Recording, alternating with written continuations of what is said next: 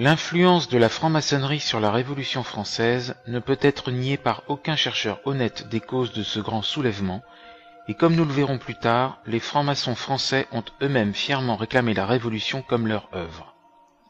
C'est ainsi que George Sand, maçonne elle-même, car dès l'origine le Grand Orient admit les femmes, écrivit longtemps après, un demi-siècle avant ces jours marqués par le destin, la Révolution française fermentait déjà dans l'ombre et couvait sous terre. Elle mûrissait dans les esprits de ses adeptes jusqu'au fanatisme, comme un rêve de révolution universelle. L'historien socialiste Louis Blanc, franc-maçon également, a jeté aussi beaucoup de lumière sur la question de ces forces occultes. Nous savons en outre que George Sand avait raison d'attribuer aux sociétés secrètes l'origine du slogan révolutionnaire « Liberté, égalité, fraternité ». Bien longtemps avant qu'éclate la Révolution, la formule « liberté et égalité » avait été usuelle dans les loges du Grand Orient. Une formule qui semble tout à fait pacifique, mais qui contient cependant tout un monde de discorde. Car voyez la contradiction. Il est impossible d'avoir une complète liberté et l'égalité en même temps. L'une exclut l'autre. Il est possible d'avoir un système de complète liberté dans lequel chaque homme est libre de se comporter comme il lui plaît, de faire ce qu'il veut, même de voler ou tuer, de vivre par conséquent selon la loi de la jungle dont la règle est celle du plus fort, mais il n'y a là aucune égalité. Ou bien l'on peut avoir un système d'égalité absolue, réduire tout le monde au même bas niveau, broyer toute ambition chez l'homme de s'élever au-dessus de ses compagnons, mais il n'y a plus alors de liberté. Aussi, la franc-maçonnerie du Grand Orient, en accouplant deux termes à jamais incompatibles entre eux, jeta dans l'arène une pomme de discorde sur laquelle le monde n'a plus jamais cessé de se quereller jusqu'à ce jour, et qui a d'ailleurs divisé les forces révolutionnaires en deux camps opposés. C'est la marque du génie diabolique de ceux qui instituèrent la maçonnerie que d'avoir trouvé un tel slogan. Même si Hegel ne devait venir que 100 ans plus tard, la dialectique, le poulpile préexistait dans la Kabbale juive, dont la maçonnerie est le véhicule parmi les goïms. Quant au terme fraternité, qui complète la formule maçonnique, on découvre qu'il fut ajouté par une autre société secrète, celle des martinistes, fondée en 1754 par un juif portugais, Martinez Pascalis, ou Pasquali, qui conçut un système à base de gnosticisme, de christianisme judaïsé et de philosophie grecque et orientale. L'ordre en question se scinda ensuite en deux branches, l'une continuée par saint Martin, disciple de Pascalis mais aussi de Jacob Bohème et fervent chrétien, et d'autre part un organisme plus ou moins révolutionnaire d'où sortit la loge des Philalètes, fondée à Paris. Dans le livre de saint Martin, des erreurs et de la vérité, publié en 1775, la formule liberté, fraternité, égalité est appelée le ternaire sacré. Les martinistes, désignés dans les documents français contemporains sous le nom d'illuminés, étaient en réalité des rêveurs et des fous, et ne doivent pas être confondus avec l'ordre des Illuminés de Bavière, qui ne vit le jour que 22 ans plus tard.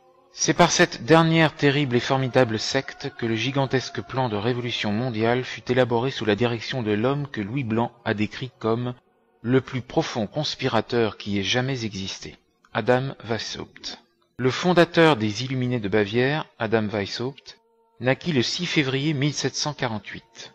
Son éducation chez les jésuites lui inspira une haine violente pour leur ordre, et il se tourna ardemment vers les enseignements subversifs des philosophes français et les doctrines antichrétiennes des manichéens. On rapporte qu'il fut endoctriné dans l'occultisme égyptien par un certain marchand du Jutland, d'origine inconnue et du nom de Kölmer, qui parcourut l'Europe durant l'année 1771 pour trouver des adeptes. Weishaupt, qui combinait le sens pratique des judéo-allemands avec la ruse d'un Machiavel, passa 5 ans à mettre au point un plan dans lequel toutes ses idées fussent systématisées, et à la fin de cette période, il aboutit à la théorie suivante. Pour lui, comme pour Rousseau, la civilisation constituait une erreur. Elle s'était développée dans un mauvais sens, et c'est à cela qu'étaient dues toutes les inégalités de la vie humaine. L'homme, déclara-t-il, était tombé hors de l'état de nature naturelle, rohe Natur, dans lequel il bénéficiait de la plus totale liberté et égalité. Avec l'accroissement des familles, les ressources pour les faire vivre commencèrent à manquer. La propriété apparut, les hommes se fixèrent. La vie nomade cessa, l'égalité disparut. La première chose pour retrouver la liberté devait donc consister à vivre avec aussi peu que possible, en réduisant ses besoins de plus en plus. Les inventions modernes sont donc superflues. D'après Bernard Lazare, Weishaupt était juif, sans doute marin et juif par sa mère, ce qui expliquerait son éducation chez les jésuites.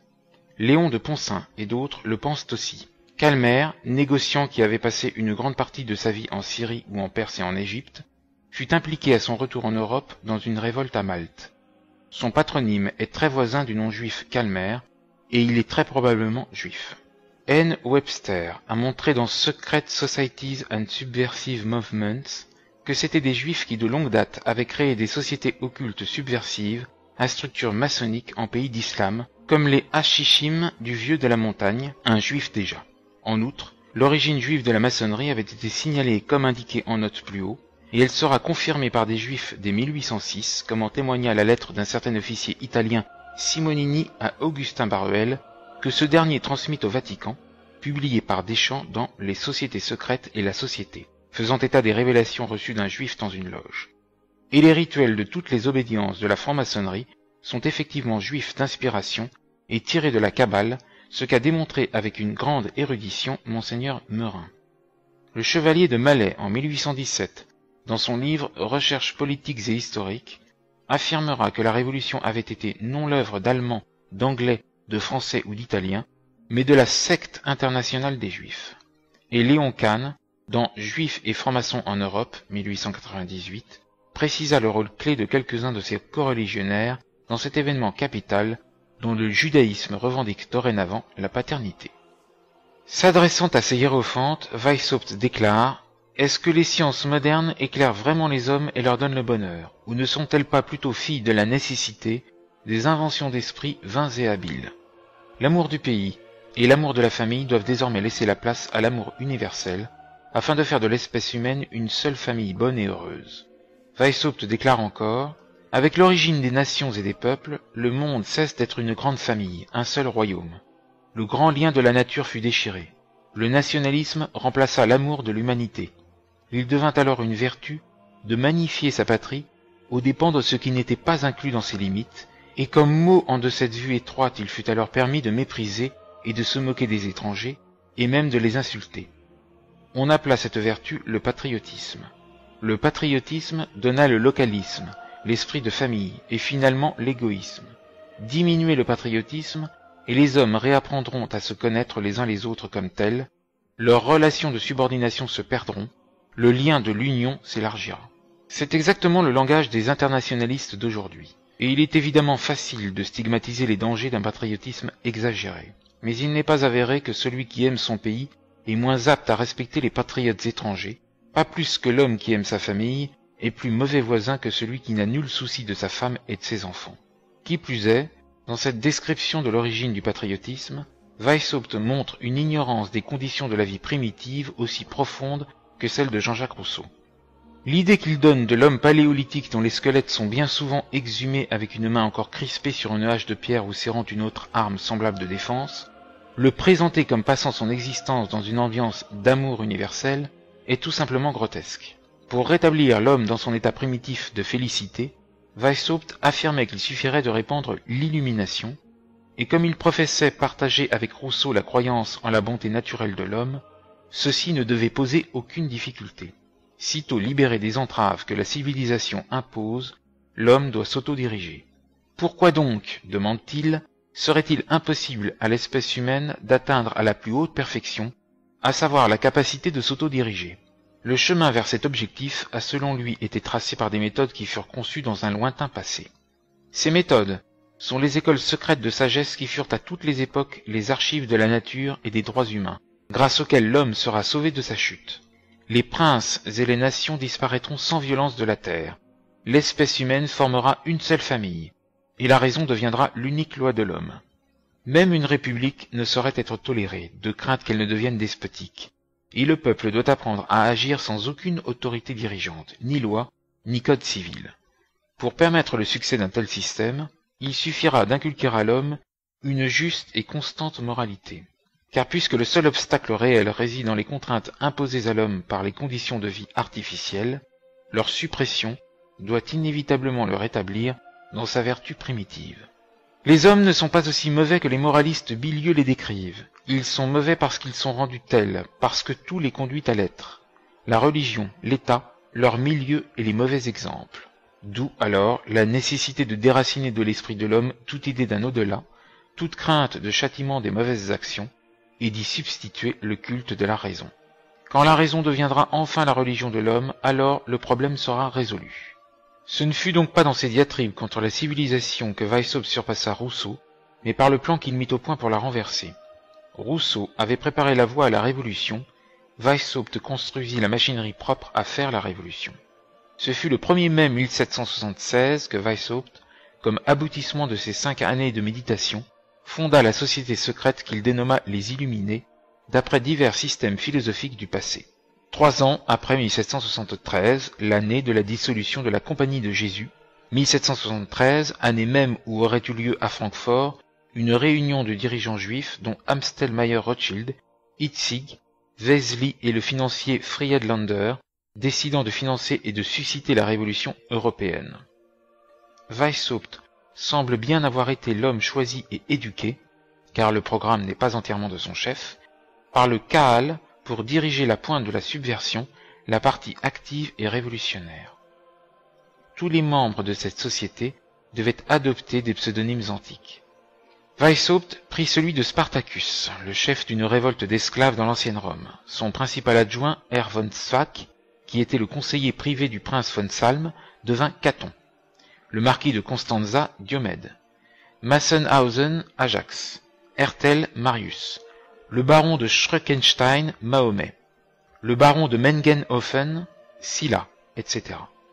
Les noms actuels de lieux étaient changés pareillement en noms de lieux célèbres dans l'Antiquité. Munich, où devait se trouver le quartier général de la secte, était désigné sous le nom d'Athènes.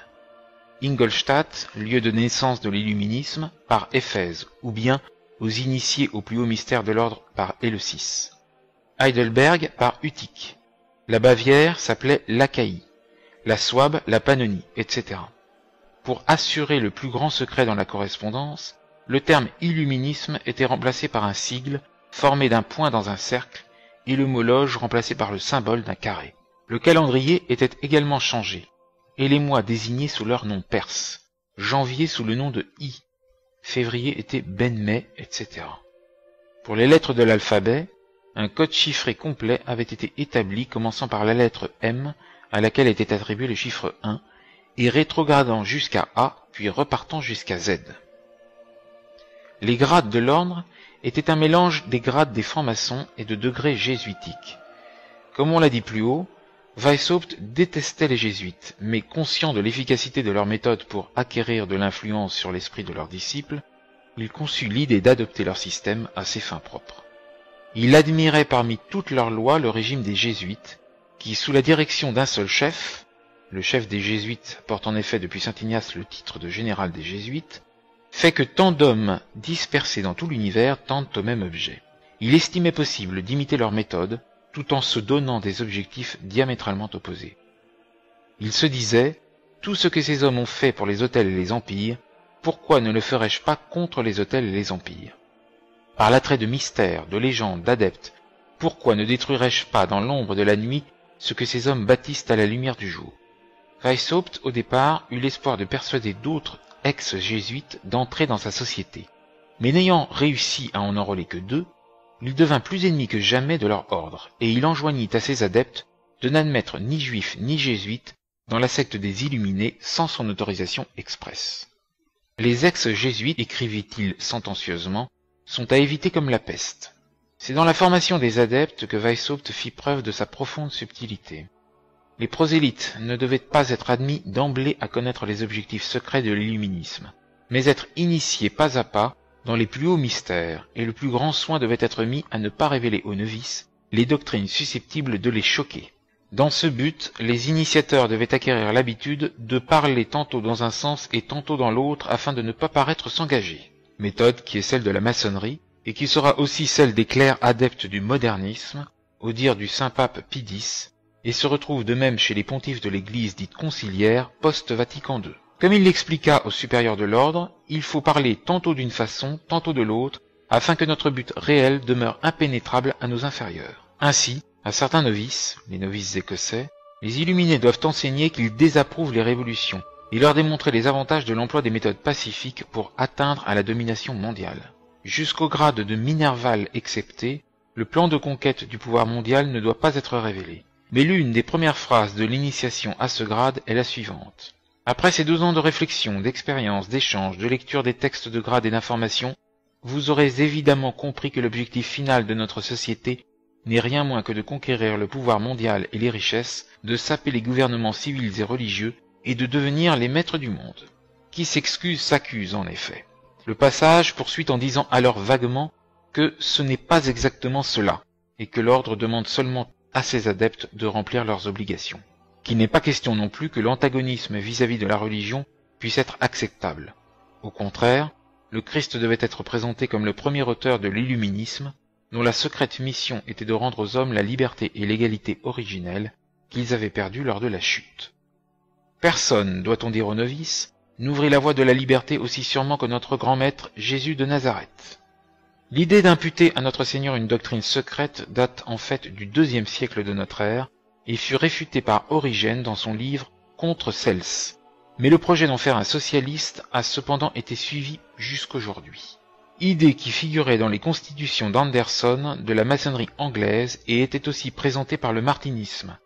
Elle passera au XIXe siècle chez les Carbonari, les Saint-Simoniens, Lamennais, le Sillon de Marc Sangnier et ses continuateurs, et de nos jours dans la théologie de la libération et l'Église de Vatican II. Cet argument avait été celui de toutes les sectes crypto-juives apparues dans le passé, comme les Albigeois, les Vaudois, puis les Rose-Croix qui avaient eux aussi posé leur doctrine comme la véritable religion chrétienne. Ainsi, Weishaupt explique que si Jésus prêchait le mépris des richesses, il voulait en réalité nous en apprendre l'emploi raisonnable, et nous préparer à la communauté des biens qu'il inaugura, et, ajoute-t-il, selon laquelle il vécut avec ses disciples. Une assertion qui, faut-il le dire, n'a pas l'ombre d'un fondement. Ce raisonnement s'avéra cependant particulièrement efficace, non seulement avec les jeunes novices, mais sur des hommes de tout rang et de tous âges. Vous n'imaginez pas, écrit Spartacus à Caton, quelle considération et quelle sensation notre degré de prêtre est en train de se soulever. Ce qu'il y a de plus merveilleux, c'est que de grands théologiens protestants et réformés qui font partie de l'eau, ordre, l'illuminisme, sont persuadés que l'enseignement religieux que nous y fournissons contient le sens véritable et authentique de l'esprit de la religion chrétienne. Ô homme, de quoi n'arrive-t-on pas à vous persuader? Jamais je ne pensais devoir devenir le fondateur d'une nouvelle religion. Ce n'était pas avant son admission dans les plus hauts grades que l'adepte était initié aux intentions réelles de l'illuminisme en ce qui concerne la religion. Lorsqu'il atteignait le grade d'illuminé majeur ou mineur, de chevalier écossais, d'épopte ou prêtre, on lui disait alors la plénitude du secret de l'ordre. C'est ainsi que Philon, le baron von Knig, écrit « Maintenant que les gens voient que nous sommes les seuls vrais et véridiques chrétiens, nous pouvons dire un mot de plus contre les prêtres et les princes.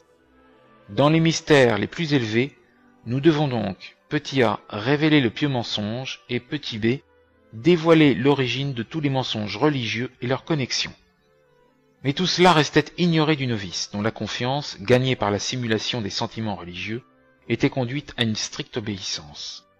Dans le questionnaire qui lui était soumis figuraient ces questions.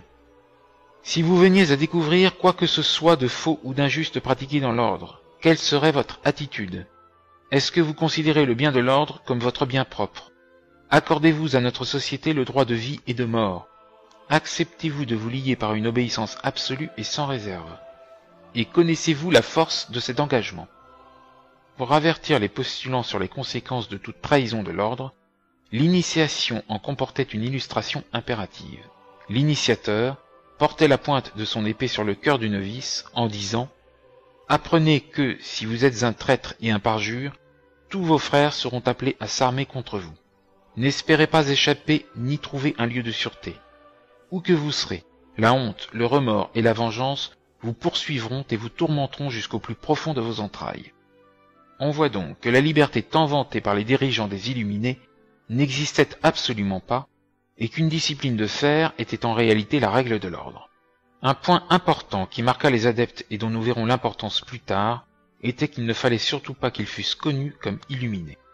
Cette règle était rendue encore plus stricte pour ceux décrits comme les enrôleurs, et afin d'attirer les prosélytes, il leur était recommandé en outre d'être irréprochables. Les supérieurs de l'ordre doivent être tenus pour les plus parfaits et les plus illuminés des hommes. Ils ne doivent pas même permettre que l'on doute de leur infaillibilité. Aux enrôleurs, il était donc dit « Appliquez-vous vous-même à la perfection intérieure et extérieure, et aussi appliquez-vous à l'art de la simulation, à cacher et à masquer ce que vous êtes lorsque vous observez les autres afin de pénétrer les secrets de leurs pensées. » Ces préceptes étaient résumés en une phrase. Gardez le silence, soyez parfaits, masquez-vous.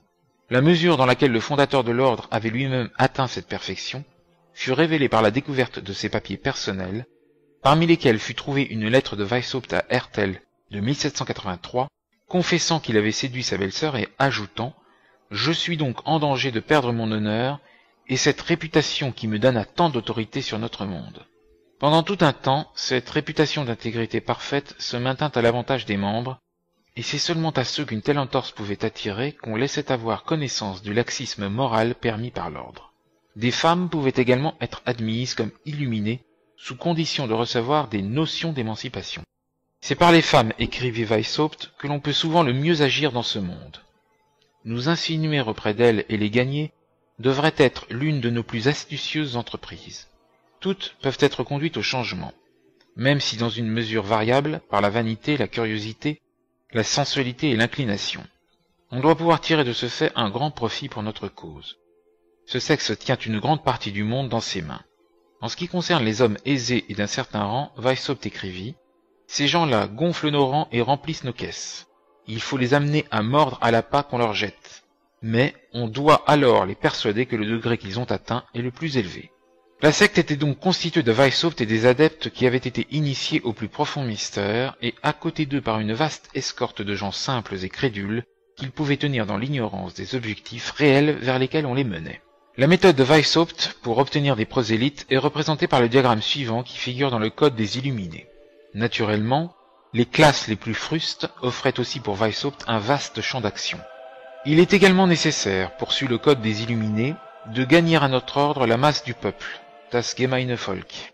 Dans cette optique, le grand moyen est d'influencer les écoles. On peut aussi y réussir tantôt par la liberté, tantôt en créant un effet, et d'autres fois en s'humiliant soi-même, en se rendant populaire, ou en endurant avec un air de patience tel préjudice dont on pourra graduellement se débarrasser plus tard. L'espionnage formait une large part du programme de Weishaupt. Les adeptes désignés comme « frères insinuants » recevaient pour mission d'assumer le rôle d'observateurs et de rapporteurs. Chacun devait se transformer en un espion d'un autre membre et à l'égard de tout son entourage.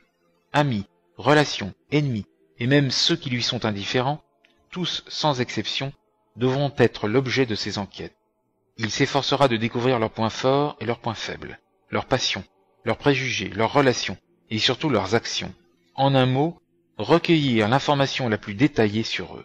Tout ceci devait être reporté sur des carnets que l'insinuant devait porter sur lui, et d'où il devait tirer des rapports à envoyer 2 fois par mois à ses supérieurs, de façon que l'ordre pût savoir quels étaient les gens dans chaque ville et village sur lesquels il pouvait compter être aidé.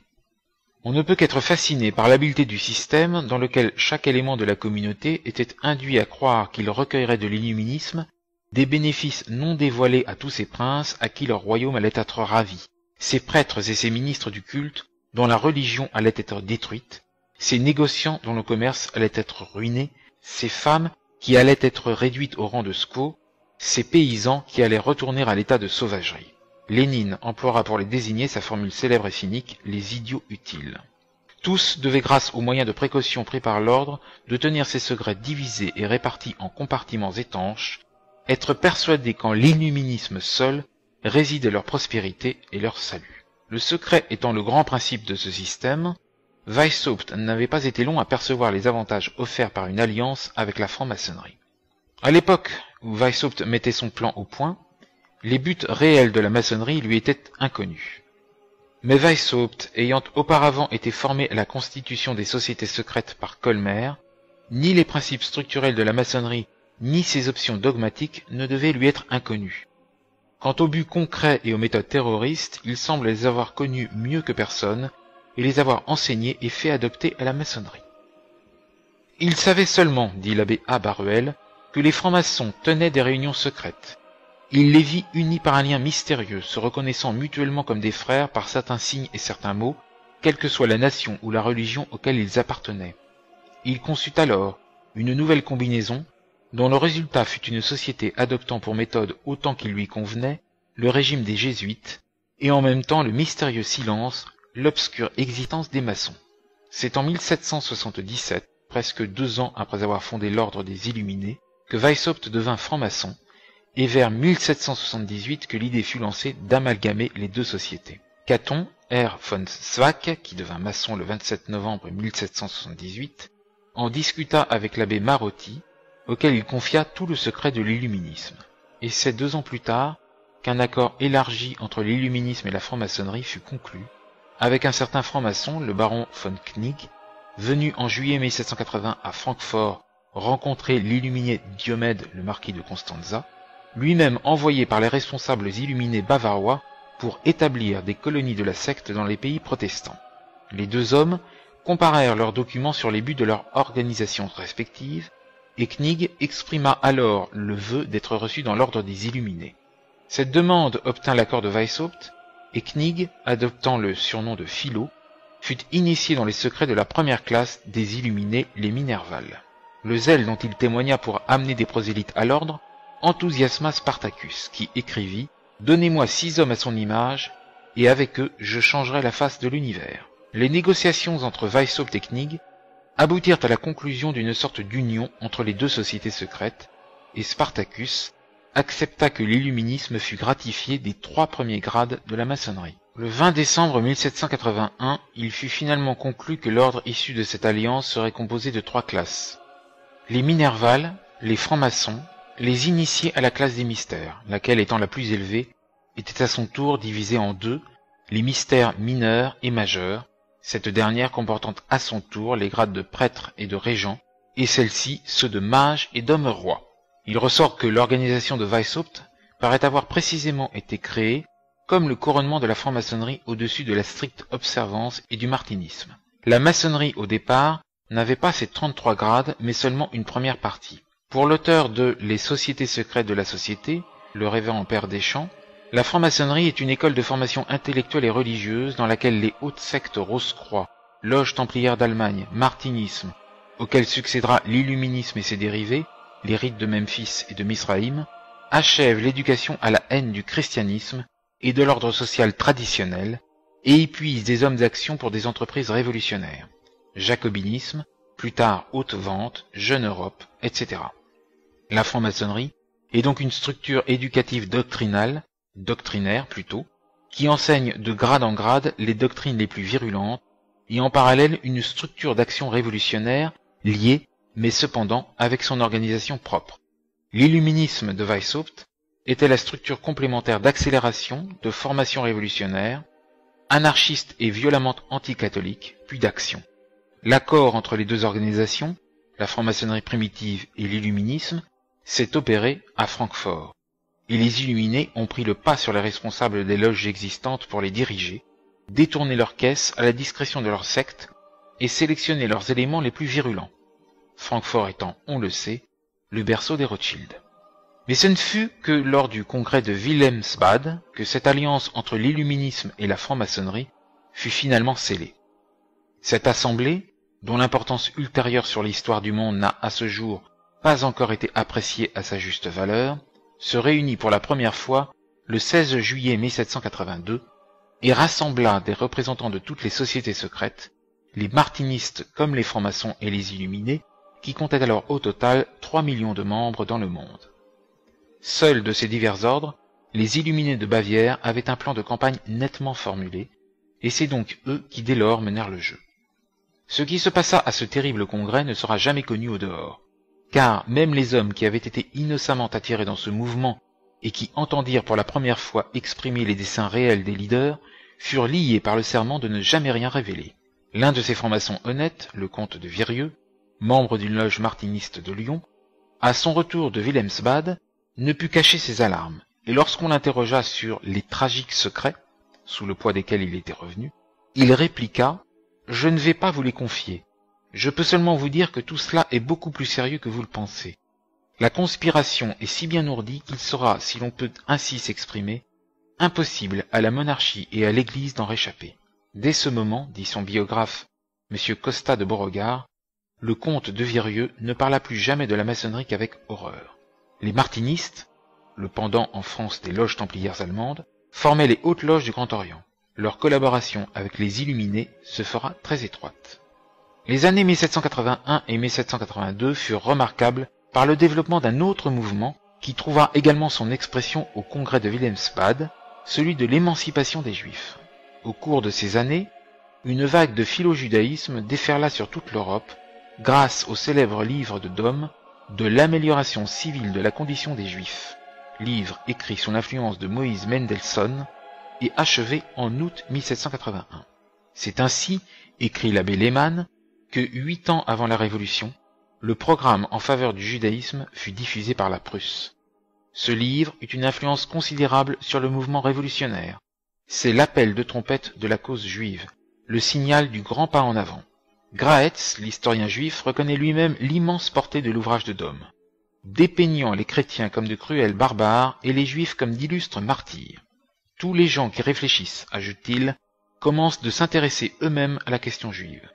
Mirabeau, quelques années après, lors d'une mission à Berlin, se lia d'amitié avec Dom et devint un habitué du salon de la jeune et jolie juive Henriette de Lemos, l'épouse du docteur Hertz, et c'est là que les disciples de Mendelssohn, récemment décédés, le poussèrent à s'élever en faveur des juifs opprimés, ce qui amena Mirabeau à publier à Londres un livre sur le modèle de celui de Dom. Dans le même temps, en 1781, Anacharsis Clootz, le futur auteur de La République universelle, écrivit son pamphlet pro-juif intitulé « Lettres sur les Juifs ». On vit un peu plus tard le résultat de toute cette agitation, lorsque sous l'influence de Mirabeau et de l'abbé Grégoire, fut adopté par l'Assemblée nationale en 1791 le décret d'émancipation des Juifs. Un effet plus immédiat cependant avait été la résolution prise au congrès maçonnique de Wilhelmsbad, auquel avaient pris part Lessing et un groupe de Juifs, que dorénavant les Juifs ne seraient plus exclus des loges. En même temps, il fut décidé de transférer à Francfort le siège de la direction de la franc-maçonnerie illuministe. Francfort qui, incidemment, était le haut lieu de la finance juive sous le contrôle à cette date des dirigeants de la race comme Rothschild, Mayer, Amschel, qui devait devenir Rothschild tout court, et aussi d'Oppenheimer, de Wertheimer, Schuster, Speyer, Stern et autres banquiers juifs allemands. Dans Le Juif dans la franc-maçonnerie, A. de la Rive écrit que jusque-là, en effet, les Juifs n'avaient été admis ouvertement que dans les loges de l'ordre de Melchisedec, en Allemagne du Nord, dont les 3 principaux grades, selon le marquis de Luchet, étaient premièrement frères initiés d'Asie, deuxièmement maîtres des sages et troisièmement prêtres royaux ou véritables frères Rose-Croix ou encore grade de Melchisedec. Il existait aussi les frères initiés d'Asie, ordre dans lequel les symboles hiéroglyphiques étaient en hébreu, et la direction suprême s'appelait le Petit et Constant Sanhédrin d'Europe, d'après Essai sur la secte des Illuminés, 1789. Lombard de Langres écrit que cette société secrète s'affilia à l'illuminisme, que son centre était à Hambourg, et que le seul grand maître en connaissait tout le secret. Des sociétés secrètes en Allemagne. Mais la réalité demeure que des Juifs étaient fondateurs des plusieurs des principaux rites. Martinisme, rite de Memphis, Cagliostro, illuminisme et les inspirateurs de tous les autres. La maçonnerie anglo-écossaise, celle allemande de stricte observance templière, tout comme le rosicrucisme, les loges françaises et les diverses loges qui surgirent partout, étaient le fait d'admirateurs de la morale élastique des Juifs et des calvinistes, désireux d'éliminer le catholicisme et d'unifier l'Europe sous une doctrine de naturalisme néo-païen. C'est depuis cette loge mère de Francfort que fut mené le plan gigantesque de la Révolution mondiale. Et c'est là que, lors du grand congrès maçonnique de 1786, au dire de 2 francs-maçons français, fut décrétée la mort de Louis XVI et de Gustave III de Suède. Depuis cette grande coalition conclue à Wilhelmsbad, l'illuminisme, aidé largement par les activités de Knig, fut à même d'étendre ses ramifications dans toute l'Allemagne. La loge de Eichstätt, sous la direction de Mahomet, le baron de Schreckenstein, illumina Bayreuth et d'autres villes impériales. Berlin, sous la direction de Nicolai et de Leuchtenring, illumina les provinces de Brandebourg et de Poméranie. Francfort illumina Hanovre, et ainsi de suite. Toutes ces branches étaient sous le contrôle d'un directoire de 12 adeptes, avec à leur tête Weishaupt, qui de la loge de Munich tenait en main les fils de toute la conspiration. Mais bientôt, des dissensions éclatèrent, entre les deux principaux leaders, Weishaupt et Knigge. Tous deux étaient des intrigants nés, mais alors que Weishaupt préférait œuvrer dans l'ombre et s'entourer de mystères, Knigge adorait faire du tapage dans le monde et se mêler de tout. Il était inévitable que ces deux hommes ne puissent continuer d'œuvrer en harmonie, et rapidement les tentatives permanentes de Knigge de pénétrer dans les secrets de Weishaupt et d'usurper une partie de sa gloire suscitèrent l'animosité de son chef, qui finit par priver Knigge de son poste de directeur des provinces et par le placer en position subordonnée. C'est pourquoi, le 20 janvier 1783, Philo écrivit indigné à Caton « Ce ne sont pas tant Mahomet et A qui sont tellement à blâmer pour ma rupture avec Spartacus, que l'attitude jésuitique de cet homme, qui nous a si souvent dressés l'un contre l'autre afin de dominer despotiquement sur les hommes qui, s'ils n'ont peut-être pas son imagination, n'ont pas non plus sa fourberie et son audace. Je déclare que rien ne pourra jamais plus me rapprocher de Spartacus comme je l'étais au début. » En réalité, Knigge ne le cédait en rien à Weishaupt pour ce qu'il appelait le jésuitisme, mais révolté par la tyrannie de son chef, il se sépara finalement de l'illuminisme avec dégoût et colère. L'opinion publique avait été alors pleinement alertée au sujet de cette société secrète, et l'électeur de Bavière, informé des dangers pour l'État que représentaient les adeptes, qui, à ce qu'on en rapportait, avait déclaré que les illuminés dirigeraient un jour le monde, publia un édit interdisant toutes les sociétés secrètes. En avril 1785, 4 autres membres des Illuminés, qui comme Knigge avaient quitté cette société lassés de la tyrannie de Weishaupt, furent traduits devant une cour d'enquête et durent fournir un rapport sur les doctrines et les méthodes de la secte. Le témoignage de ces hommes, Schneider, Cossandet, Grünberger et Renner, tous professeurs à la Marianen Academy, ne laissa subsister aucun doute quant à la nature diabolique de l'illuminisme. Toute religion, déclarèrent-ils, tout amour de la patrie et toute loyauté au souverain doivent être détruits. Une maxime favorite de l'ordre étant « tous les rois et tous les prêtres sont des fripons et des traîtres ». Bien plus, tous les efforts devaient être faits pour susciter la discorde, non seulement entre les princes et leurs sujets, mais entre les ministres et leurs secrétaires, et même entre parents et enfants. Le suicide devait être encouragé en inculquant dans les esprits l'idée que l'acte de se tuer s'accompagnait d'une certaine volupté. L'espionnage devait être étendu jusqu'au service de la poste, en introduisant dans les offices postaux des adeptes ayant l'art d'ouvrir les lettres et de les refermer de façon indétectable. Le professeur Robison, qui étudia les témoignages des 4 professeurs, résume ainsi le plan de Weishaupt tel que révélé par eux. L'ordre des Illuminés abjurait le christianisme et se faisait l'avocat des plaisirs des sens. Dans les loges, on appelait la mort un sommeil éternel. Le patriotisme et la loyauté étaient désignés comme des préjugés relevant de l'étroitesse d'esprit, et incompatibles avec la bienveillance universelle. De plus, ils tenaient tous les princes pour des usurpateurs et des tyrans, et tous les ordres privilégiés comme leurs instigateurs. Ils projetaient d'abolir les lois protégeant toute propriété accumulée par une industrie prospère et durablement conduite, et prévenir dans l'avenir toute accumulation de cette nature. Ils entendaient établir la liberté et l'égalité universelle, et les imprescriptibles droits de l'homme. Et, comme nécessaire préparation à tout cela, ils voulaient déraciner toute religion et toute moralité ordinaire, et même briser les liens de la vie domestique, en détruisant le respect pour les vœux du mariage, et en enlevant l'éducation des enfants des mains des parents. Réduits à de simples formules, les objectifs des Illuminés pouvaient se résumer en 5 points comme suit. Abolition de la monarchie et de tout gouvernement établi, abolition de la propriété privée et du droit d'héritage, abolition du patriotisme, abolition de la famille, c'est-à-dire du mariage et de la moralité, et institution de la communauté d'éducation des enfants, abolition de la religion. On admettra qu'un tel programme était sans précédent dans l'histoire de la civilisation. Et Madame Webster a fort bien vu que la fin visée par ce programme n'est pas d'établir la civilisation, ni une civilisation.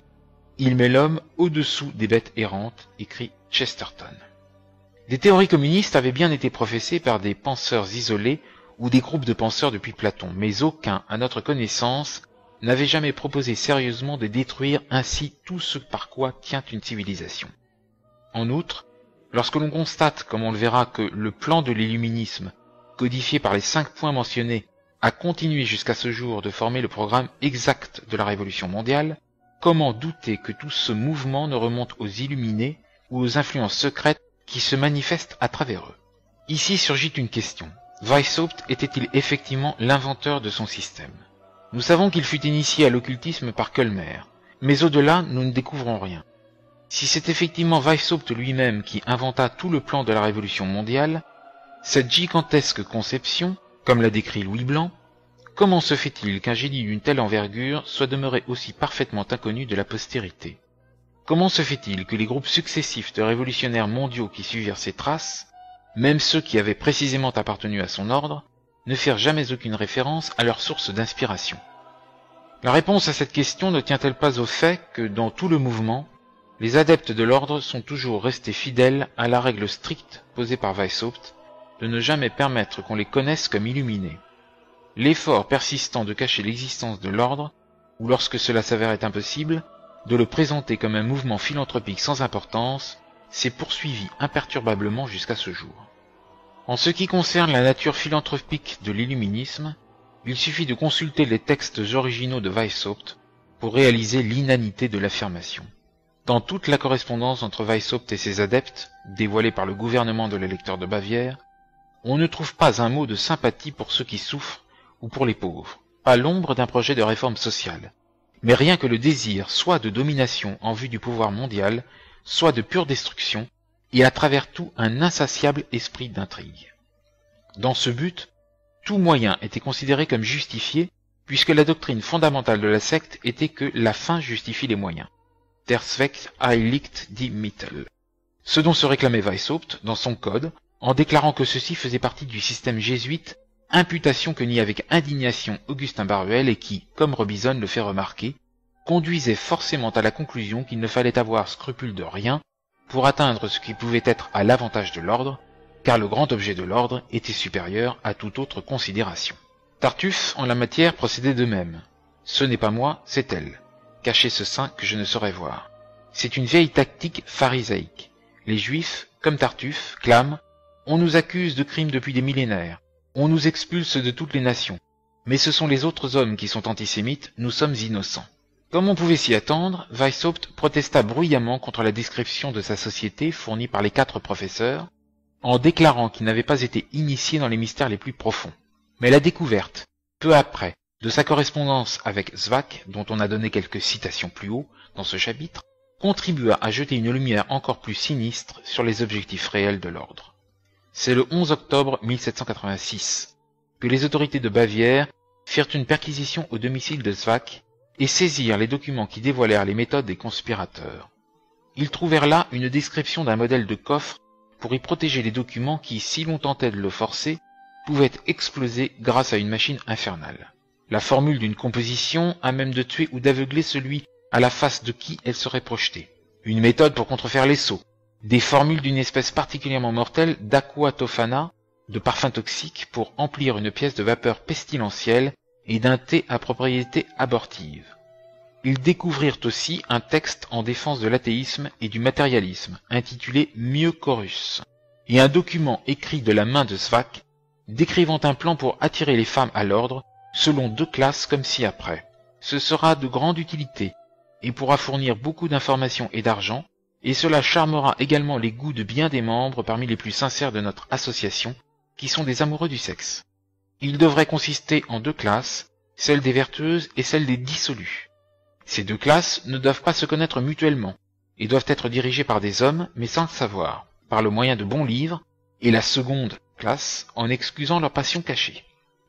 Les illuminés, évidemment, proclamèrent encore une fois leur innocence, et bien que sans essayer de nier l'authenticité de ces documents, ils déclarassent qu'ils avaient été mal interprétés, on vit bien cependant que l'objet réel de l'ordre n'était pas de faire de l'espèce humaine une bonne et heureuse famille.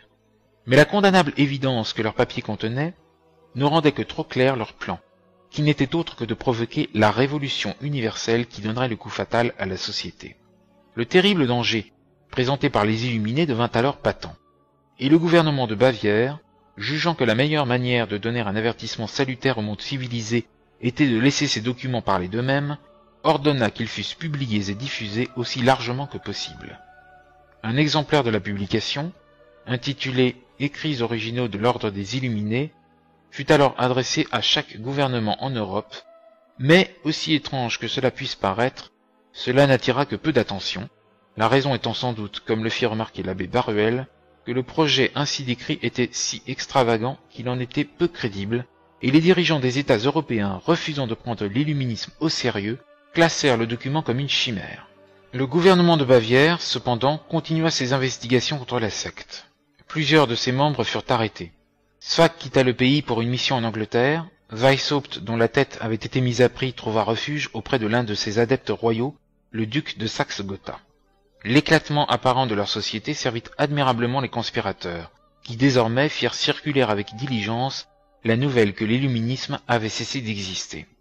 Après la dissolution des Illuminés de Bavière, l'apostat Fessier, l'inspirateur autrichien du joséphisme contre l'Église, alla s'établir en Prusse et y fonda la Grande Loge royale d'York, à l'amitié, selon Eckert, pour y donner une forme extérieure au but de l'illuminisme.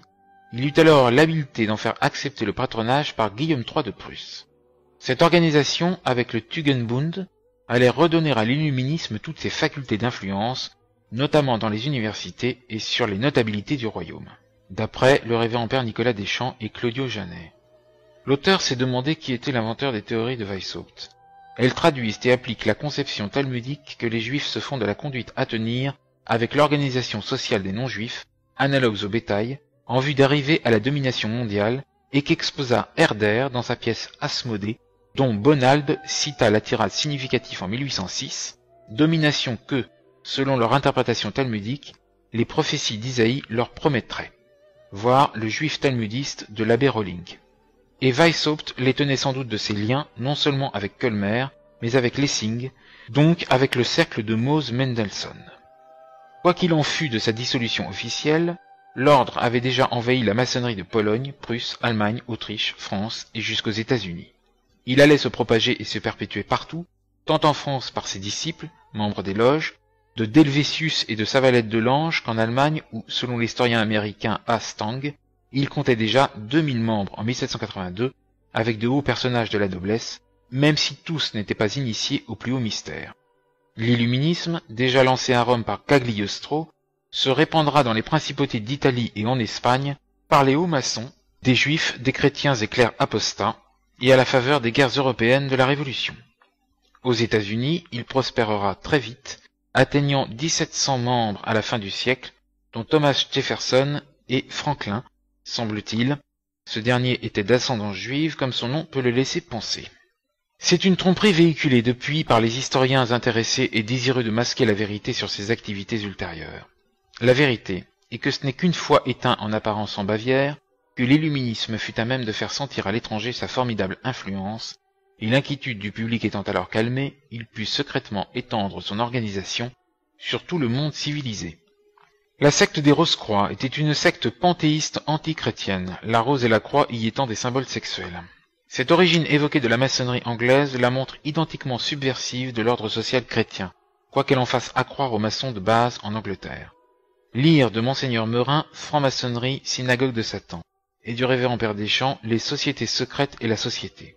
En outre, dire que la maçonnerie anglaise s'interdit toute question politique ou religieuse est une affirmation surprenante de la part de l'auteur, car la révolution d'Angleterre au XVIIe siècle fut menée par des sociétés secrètes maçonniques, et ce fut le maçon Cromwell, aidé de l'oligarchie locale protestante, déjà organisée en société secrète politique, et par la juiverie des Pays-Bas, qui renversèrent Charles Ier en 1645, le firent exécuter. Ce fut ensuite la maçonnerie jacobite qui réussit en 1660 à ramener en Angleterre Charles II, de nouveau avec l'aide des Juifs d'Amsterdam, et c'est enfin la maçonnerie orangiste qui chassa Jacques II et installa sur le trône une dynastie protestante plus sûre et pro-juive, celle de Guillaume de Nassau. La maçonnerie anglaise s'est donc illustrée dès 1645 par son action politique et religieuse. La présentation de la maçonnerie comme une religion chrétienne, et même la vraie religion chrétienne destinée à unifier le monde, figure en outre chez Coligny, pupille du judaïsant Röckling, et divers clercs protestantisants et Rose-Croix, et pour certains sans doute Maran.